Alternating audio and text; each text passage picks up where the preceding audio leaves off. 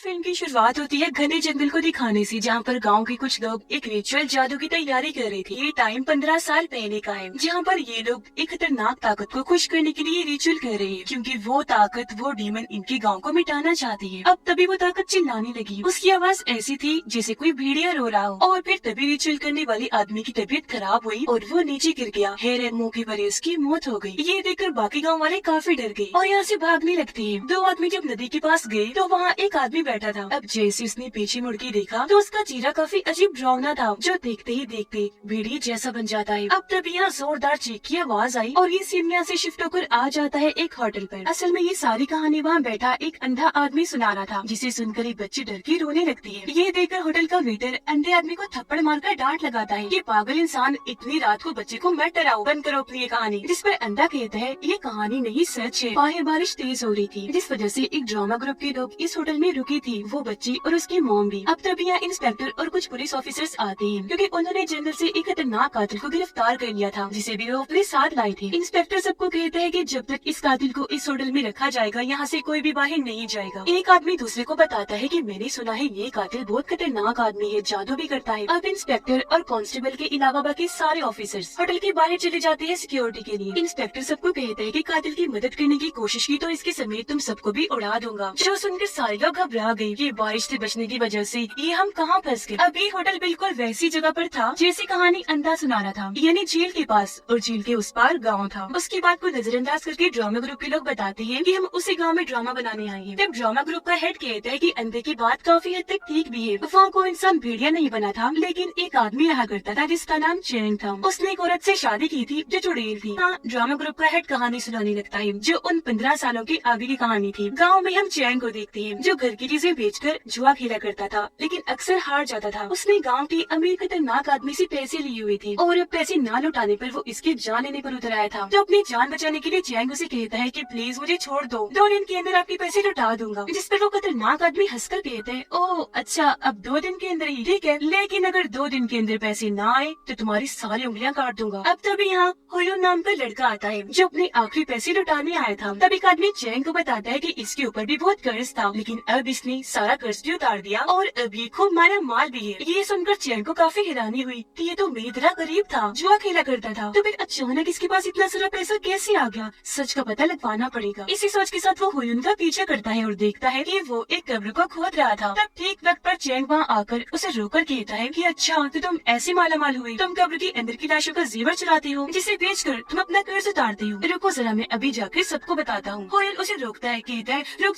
जाओ, अरे मत करो यार। अच्छा सुन मेरी बात, अगर तुमने अपना मुंह बंद रखा तो मैं तुम्हारा कर्ज उतार दूंगा और तुम्हें भी अपने साथ शामिल कर लूंगा। बोल मंजूर है? अब जब चैंग ने हाँ बोला तो वो उसे गड्ढा खोदने का कहता है, जिसे खोद कर ये नीचे एक केव यानी गार में आ जाती है। अब चैंग ये जगह देखकर काफी हैरान था, लेकिन हुयुन यहाँ के बारे में अच्छे से जानता था। यहाँ पर अजीब तरह की पीले रंग की जड़ें फैली हुई थी, जिनकी स्किन चिकनी लग रही थी। उन जड़ों में से एक काफी बड़ी भेड़िए का सर बाहर आ रहा होता है, जिसका साइज बहुत बड़ा था और वो घुर्रा रहा था। उसे देखकर तो चैंग की हालत ही खराब हो गई, लेकिन हुयुन उसे समझाता है कि घबराओ नहीं, मैंने एक आदमी की बातें सुन ली थी, जिसके मुताबिक यहाँ हमें सोना मिलेगा। अब ये भेड़िए के पास बनी ऊंची जगह पर खड़े हुए थे। भेड़िए के खाने के लिए हुयुन अपने साथ एक जानवर की टांग को लाया था, जिसे वो जंजीर से बांधकर उसके मुंह के पास लेकर जाता है। मांस को सुनकर भेड़िया अपना मुंह खोलता है। हुयुन ने उसके मुंह में जानवर की टांग डाली, लेकिन वो तो उसे जंजीर समेत ही निगलने लगा। अब हुयुन जोर लगाकर जंजीर खींचता है, लेकिन भेड़िए ने वो अपने दांतों में दबा ली थी। ये देखकर चैंग जलती हुई लकड़ी यानी मशाल को भेड़िए के मुंह में लगाता है। अब उसे जैसी तकलीफ हुई, उसने अपना मुंह खोल दिया और तब जंजीर के साथ जानवर की टांग भी बाहर आ जाती है, लेकिन उस पर बहुत सारा चमकदार लिक्विड लगा हुआ था, जो हैरानी वाली बात सोने का था। तब उसे उठाकर हुयुन भागने लगा, जिसके पीछे पीछे चैंग भी भाग जाता है। लेकिन अब अचानक वहाँ जल रही सभी मशाले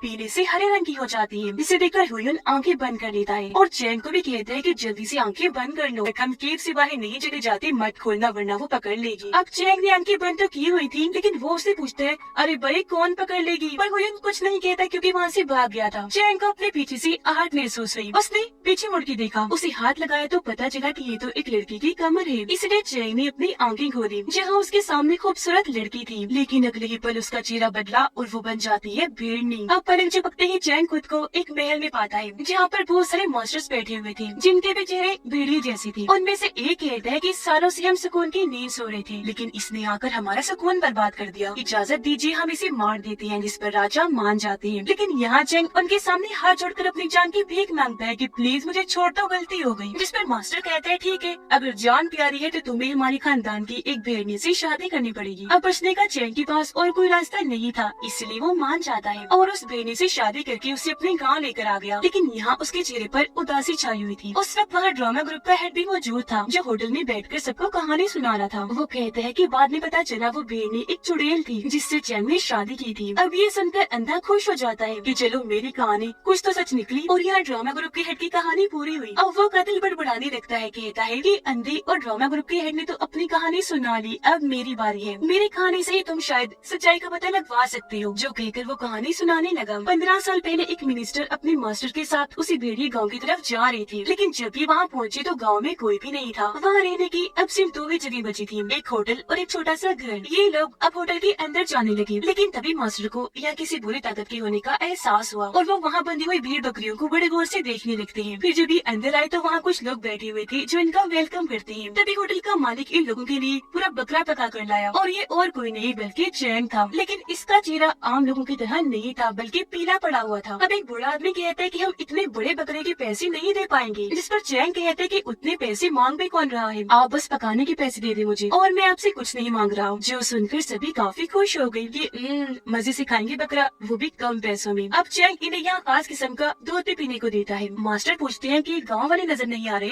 कहाँ गए सब लोग? जिस पर चैंग बताता है वो दरअसल हमारे गांव में खतरनाक बीमारी आ गई थी, तो सब लोग गांव को छोड़कर दूर कहीं जाकर रहने लगे। अब यहाँ सिर्फ मैं, मेरी वाइफ और बेटा रहते हैं, वजह से बकरा खाने लगे। लेकिन यहाँ मास्टर न खुद खाने को हाथ लगाती है और न ही अपने मिनिस्टर को खाने देती है, बल्कि दोनों उठकर बाहर आ गयी। यह मिनिस्टर उनसे पूछता है कि मास्टर जी, जोरों की भूख लगी हुई है, आप मुझे खाना खाने क्यों नहीं दे रहे भाई? मास्टर जवाब देते हैं कि तुम अपना चेहरे वाला कवर पहन के अंदर और आसपास देख लो, सब पता चल जाएगा। तब मिनिस्टर खिड़की से अंदर देखता है तो सब नॉर्मल ही लग रहा था, ये सब लोग बकरा खा रही थी। लेकिन जब उसने कवर पहन के देखा तो असलियत को देखकर उसके होश उड़ गए। दरअसल वो लोग जो खा रही थी वो बकरा नहीं बल्कि इंसान का गोश्त है। वो फिर कवर से बाहर देखता है जहाँ भेड़ बकरियां बंधी हुई थी, लेकिन हैरत, वो भी भेड़ बकरियां नहीं बल्कि इंसान थे जिन्हें भेड़ बकरियों की तरह यहाँ पर बांधा हुआ था। मास्टर उसे बताते हैं कि यहाँ खतरनाक ताकत है जिनसे हमें इस गाँव और इसके लोगों को बचाना है। ये कहकर मास्टर कुछ मंत्र पढ़ के एक तलवार पर फूंक मारते हैं और उसे वो मिनिस्टर को दे देते हैं, ये कहकर कि यहाँ जो खतरा है वो एक डीमन है जो इंसानों का गोश्त खाता है, क्योंकि उससे ही वो ताकतवर बनता है और आज हम उसका खात्मा कर देंगे। मास्टर की बात जैसे पूरी हुई, मिनिस्टर को अपने पीछे आहट महसूस हुई, इसलिए उसने झट से तलवार ली और उसे मारने की कोशिश की। लेकिन फिर एकदम वो रुक गया क्योंकि वो एक पुलिस ऑफिसर था जो अंदर बैठकर खाना खा रहा था। मास्टर कहते हैं कि इसने होटल का वो खास किस्म का दूध नहीं पिया होगा। जिस सुनकर ऑफिसर काफी चौंक गया कि आपको कैसे पता चला? तो मास्टर उसे भी चेहरे वाला कवर पहनाकर सच्चाई दिखाते हैं। जहाँ गाँव के लोग आम आंख से तो भेड़ ही लग गए थे, लेकिन असल में इंसान है जिन्हें टांग से पकड़कर चैंग खींचकर अपने साथ ले जा रहा था। मास्टर बताते हैं कि चैंग असली डीमन नहीं है,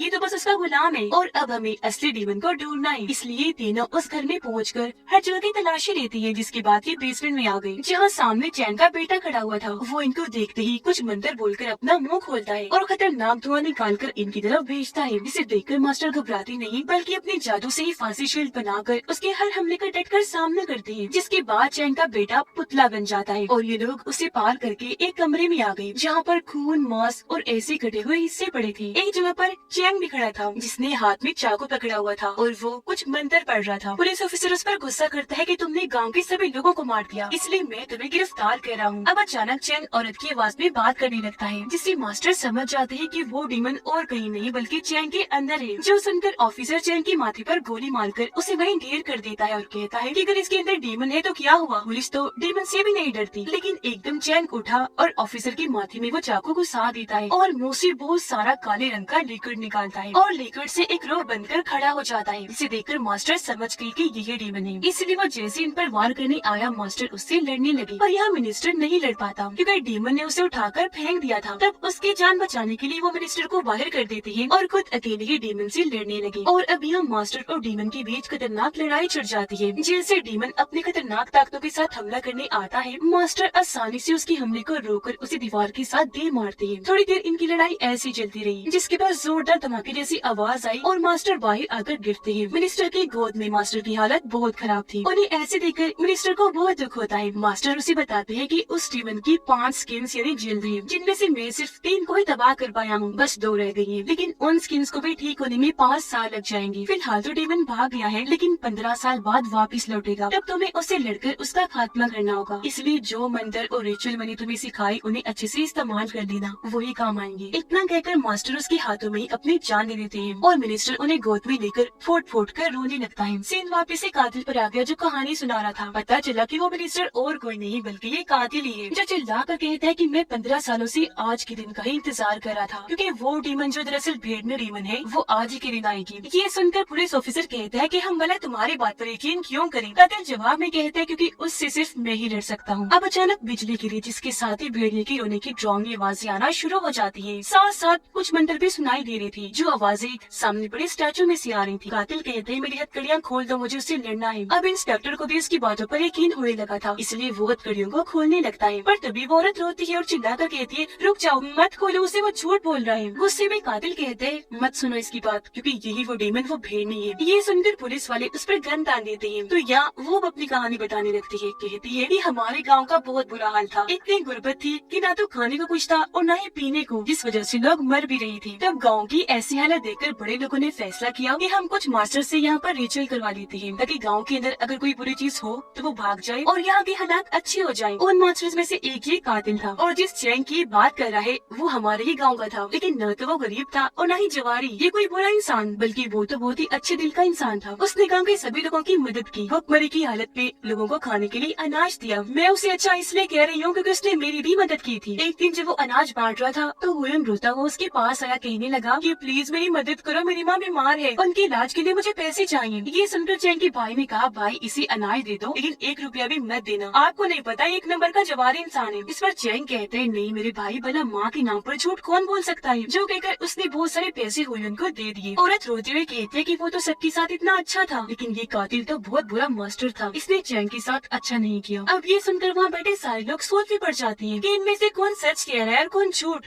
हमें किसकी बात का यकीन करना चाहिए। अब तभी बाहर से भेड़िए की आवाज है जिसके साथ ही गाने की आवाज भी आने लगती है। इंस्पेक्टर जल्दी से बाहर आया और अपने लोगों से पूछता है तो में से किसी ने गाना गाया। इस पर वो कहते हैं नहीं। तो अब इंस्पेक्टर को डर महसूस होने लगा, इसलिए वो औरत पर गन तान कर कहती है कि तुम हो वो डीमन। वो रोते हुए बोली नहीं नहीं मैं डीमन वीमन नहीं हूँ, मुझे कुछ मत करना और कातिल को तो बिल्कुल न खोलना। अब तभी कांस्टेबल उसे हथकड़ी पहनाने जाता है, लेकिन तभी उसे कुछ होने लगा और वो नीचे गिर गया। अब कातिल सबको बताता है देख लिया आपने, यही है डीमन और अभी सब लोगों को मार देगी। इस पर फिर से रोते हुए बोले नहीं नहीं मैं डीमन नहीं हूँ। अब तभी इंस्पेक्टर को पता नहीं क्या हुआ, वो कातिल की जंजीर खोल देता है और अपनी गन उठाकर पुलिस ऑफिसर्स को शूट कर करके मारता है। कांस्टेबल इसे दौरा पड़ा था, वो भी गन लेकर अपने साथियों को शूट करने लगता है। ये देखकर बाकी लोगों की तो होश ही उड़ गई। अब यहाँ इंस्पेक्टर और कातिल मिलकर एक पुलिस ऑफिसर को डांटते हैं जो मरने वाला था। उसे कहते हैं कि तुम्हें हमारा प्लान मान लेना चाहिए था। ये कहकर इंस्पेक्टर यहाँ एक राज खोलता है उस वक्त का, जब इंस्पेक्टर और वो ऑफिसर्स कातिल को पकड़ कर ले जा रहे थे। कातिल से बात करता है कि मैं करूंगा डील तुम्हारे साथ, तुम हम सबको जितने पैसे देना चाहते हो वो सारे तुम मुझे दे दो, मैं तुम्हें छोड़ दूंगा। और उनकी डील पक्की हुई, जिसके मुताबिक ही इंस्पेक्टर कातिल को होटल में लाना था। यहाँ इंस्पेक्टर कातिल और जिसे दौरा पड़ा था वो कांस्टेबल आपस में मिले हुए थे, जो होटल के बाकी लोगों को भी शूट कर देते हैं, ड्रामा ग्रुप के लोगों को भी और औरत को भी, सबको। सिर्फ अंधे आदमी और बच्चे को ये कुछ नहीं करती। अब कातिल अंधे आदमी के पास आकर कान में कहता है कि वो भेड़नी डीमन आई और उसने यहाँ सब लोगों को खत्म कर दिया, अब सिर्फ हम लोग यहाँ बचे हैं। इस पर अंधा दोबारा से वही बात करने लगा कि मैंने तो पहले ही सबको वार्न किया था पर किसी ने मेरी सुनी ही नहीं। तो अब यहाँ पता चला कि यहाँ कोई डीमन भूत वूत नहीं है, बल्कि ये सब कातिल की फैलाई हुई अफवाहें हैं। अब कातिल उस औरत के पास गया जो अपनी आखिरी सांसें गिन रही थी। वो रोते रोते याद करने लगती है कि आखिर हुआ क्या था। चैंगुन गाँव वालों को अनाज वगैरह देकर उनकी बहुत मदद कर रहा था, अगर किसी को जरूरत होती तो वो पैसे भी दे दिया करता था। पर ऐसे वाले इंसान के साथ अच्छा करने की बजाय, उसका शुक्रिया अदा करने की बजाय गाँव वाले उसका नाजायज फायदा उठाने लगे। वो लोग काम काज छोड़कर आलसी बन गए थे। अब यहाँ एक जवारी को गाँव का अमीर आदमी पीट रहा था, जो जवारी और कोई नहीं बल्कि वो कातिल ही था। उसने अमीर आदमी से कर्जा लिया हुआ था। वो कातिल को कहता है कि बच्चों अगर 5 दिन में पैसे वापस ना लौटाए तो मौत दूंगा, मौत समझ आए। ये सुनकर हुयुन कातिल की मदद करने आगे बढ़ा। कातिल को कहते हैं कि चलो चैंग के पास चलते हैं, वो बेवकूफ है। कोई बहाना बनाकर उससे पैसे ले लेते हैं। पर जब ये वहाँ गए तो वहाँ चैंग नहीं बल्कि उसका भाई था, जिन्हें धक्के मारकर भेज देता है, क्योंकि वो जानता था कि मेरे भाई की रहम दिली का नाजायज फायदा उठाते हैं ये लोग। अब हालांकि चैंग सबके साथ इतना अच्छा था, लेकिन फिर भी गाँव वाले उससे और उसकी फैमिली से चिढ़ खाने लगी थी। और आज रात तो ये उसके बारे में अजीबोगरीब बातें बनाने लगती है कि चैंग के पास इतना पैसा कहाँ से आया। और सुना है जब से उसकी शादी हुई वो तब से अमीर हुआ है। उसकी वाइफ भी बहुत खूबसूरत है। हुयुन और कातिल एक प्लान बनाते हैं। वो अगले ही दिन बेहोशी की दवाई खरीद कर चैंग के घर आए और यहाँ काम करने वाली लड़की से मिलते हैं और उसे कहते हैं कि हमारा एक काम कर दो, जिसका इनाम भी हम तुम्हें देंगे। चाहिए, तुम बस ये दवा चैंग की वाइफ और उसके बेटे के खाने में मिला देना। अब ये लड़की और कोई नहीं बल्कि वही औरत है जो जख्मी हालत में अपना ये वक्त याद कर रही है। अब उसे बहुत डर लग रहा था, इसीलिए वो ऐसा करने से साफ साफ मना कर देती है। लेकिन हुयुन जानता था कि ये दिल ही दिल में चैंग से प्यार करती है, इसीलिए उसे कहता है कि अगर तुम ऐसा कर दोगी तो उसकी वाइफ से तुम्हारी जान छूट जाएगी और फिर चैंग तुम्हारा होगा, बस तुम्हारा। ये सुनकर वो बहक गई और उनका काम करने को तैयार हो जाती है। बस ये छोटी सी गलती उसकी बहुत बड़ी भूल थी। अब अपनी इस गलती का एहसास करती ही वो अपना दम तोड़ देती है। अपनी माँ को मरता हुआ देखकर बच्ची रोने लगती है। बच्ची को कातिल मारना चाहता था, लेकिन इंस्पेक्टर रोक देता है ये कहकर कि अगर ये किसी को कुछ बताएगी भी तो कोई इसका यकीन नहीं करेगा, क्योंकि जाहिर है ये बच्ची है। अब इंस्पेक्टर अंधे को गोली मारने चाहता है, जहाँ इस बार कातिल उसे मना कर देता है। कहता है कि अगर ये मर गया तो डीमन की मनगढ़ंत कहानियाँ हर जगह कौन फैलाएगा, क्योंकि इसकी ऐसी कहानियों की वजह से हम बच सकते हैं। गाँव वालों का शक हम पर नहीं जाएगा बल्कि कहानी वाले डीमन भेड़नी पर जाएगा, वरना ऐसे तो हम फंस जाएंगे। इतने ही देर में कश्ती भी आ गई इन्हें लेने के लिए। कश्ती में बैठकर जब ये लोग जा रही थी तो इंस्पेक्टर कातिल से पूछता है कि 15 साल पहले तुमने इतना बड़ा काम किया, तो ये बताओ कि तुमने चैंग की वाइफ और उसके बच्चे के साथ क्या किया था। तब कातिल आगे की बात बताता है कि इसकी वाइफ और बच्चे को बेहोश करने के बाद हमने उन्हें अगवा किया और उन्हें अपने साथ जंगल में ले गए। हम इन दोनों को वापस लौटाने के बदले चैंग से भारी कीमत मांगना चाहते थे और यही हमारा प्लान था। लेकिन रास्ते में हुयुन उसकी वाइफ के साथ गलत करने की कोशिश करने लगा, पर ठीक वक्त पर उसकी वाइफ को होश आ गई। उसने हुयुन को जोरदार टांग मारी और अपने बच्चे को लेकर वो यहाँ से भागने लगी। तब हुयुन भी उनका पीछा करने लगा। और जब चैंग को पता चला कि मेरी वाइफ और बच्चा लापता है तो उसे लगा कि शायद शिकारियों का ग्रुप उन्हें उठाकर ले गया है, इसलिए वो बेचारा घर घर जाकर लोगों से मदद मांगने लगा। उनसे मिन्नतें करता है कि प्लीज मेरे साथ चलो और मेरी वाइफ और बच्चे को बचा लो, लेकिन कोई भी उसके साथ चलने को तैयार नहीं था। ये देखकर उसका भाई गुस्से में कहता है कि किन बुजुर्ग लोगों से मदद मांग रहे हो, चलो हम खुद ही चलते हैं। पर यहाँ 4-5 अच्छे लोग थे जिनकी मदद को तैयार हुई और अब ये सब जंगल की तरफ चले जाते हैं और अलग अलग होकर चैंग की वाइफ और बेटे को ढूंढने लगे। उधर वो दोनों भागते भागते गिर जाते हैं। तब हुयुन आकर उसकी वाइफ का गला पकड़कर मारने की कोशिश करता है। कातिल हुयुन को वो समझाता है कि प्लीज उसे मत मारना, हमें सिर्फ पैसों से मतलब है, लेकिन वो रुकता नहीं, उसका गला घोटता रहता है। चैंग की वाइफ चिल्लाती है जो आवाज चैंग के भाई ने सुन ली थी, इसलिए वो जल्दी से यहाँ आकर हुयुन को पीटने लगा। लेकिन यहाँ वो दोनों ही मिलकर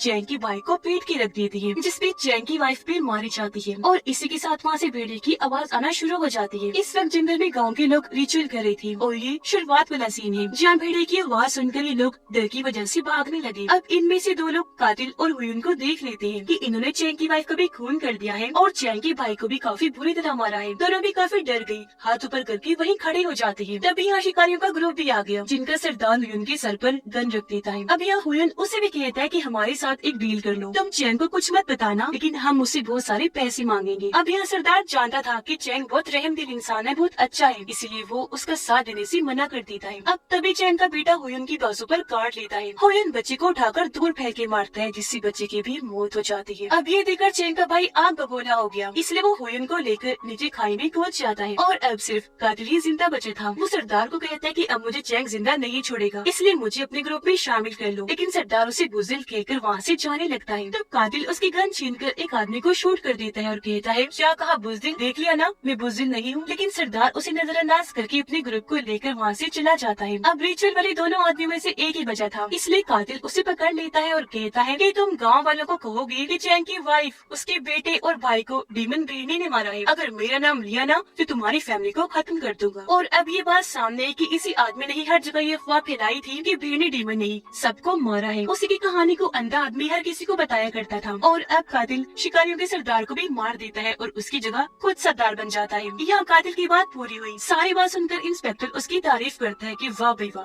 प्लान हो तो ऐसा। इस पर कातिल कहता है फिर भी मेरा प्लान फेल हो सकता था, अफवाह झूठी साबित हो सकती थी, लेकिन ये जो आपकी कांस्टेबल ने नकली भेड़नी बनकर जो एक्टिंग की, क्या बात है। इसने पहले आवाज निकाली फिर गाना गाया, सच में दाद देनी पड़ेगी इसकी एक्टिंग को। ये सुनकर कांस्टेबल हैरत से पूछता है किसने, मैंने तो ऐसा कुछ नहीं किया। अब ये सुनकर इंस्पेक्टर और कातिल दोनों हैरान रह जाते हैं कि अगर इसने नहीं तो फिर गाना किसने गाया था। वो ये सोच रहे थे कि तभी गाने की दोबारा से आवाज आने लगती है और वो भी कहीं दूर से नहीं बल्कि इसी कश्ती में से आ रही थी। अभी जब वहाँ खड़े लड़के को देखते हैं जिसने टोपी पहनी हुई थी, वो अपनी टोपी हटाता है, जो और कोई नहीं बल्कि चैंग का भाई था। जी हाँ, वो खाई में गिरा तो था लेकिन मरा नहीं था, बच गया था, जो 15 सालों से कातिल को ढूंढ रहा था और आज वो इसके हाथ लग ही गया। होटल के बाहर भी ड्रावना गाना यही गा रहा था। उसने इस कश्ती में बॉम्ब लगाया हुआ था, जिनको फोड़ते ही वो पानी में कूद जाता है। कश्ती में बहुत बड़ा धमाका हुआ और वो तीनों बहुत बुरी मौत मारे जाते हैं। अगले सीन में हम चैंग के भाई को अपने गाँव में देखते हैं। चैंग के भाई को एक लड़की अपनी तरफ खींच लेती है। तो इस कहानी की तरह अफवाहों पर यकीन करने से बचे। और इसी के साथ ये कहानी इधर ही खत्म हो जाती है।